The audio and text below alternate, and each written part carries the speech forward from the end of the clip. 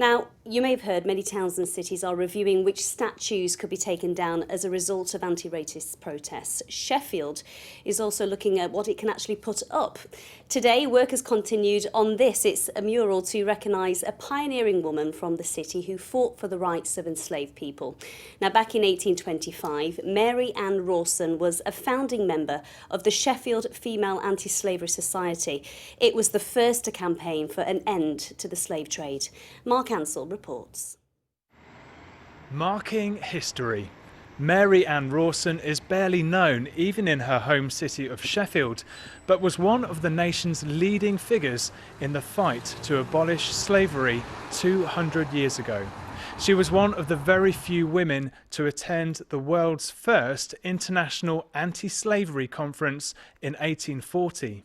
She was very keen on making sure that women did what they could, which included things such as trying to make sure that women who at that time would still be buying a lot of the household items were boycotting sugar, for example, and so actually making a real difference in putting pressure on to try and get the law changed, which eventually they did.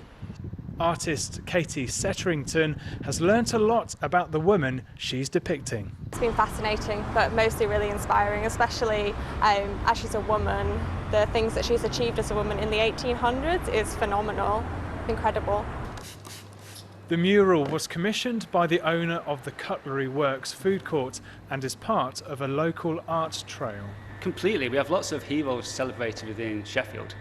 And the point of the story was that there's this lady who gave her life to campaign for better rights for humans, and nobody knows about her.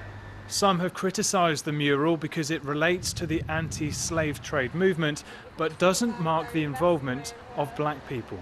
Others think it's right that Rawson is celebrated.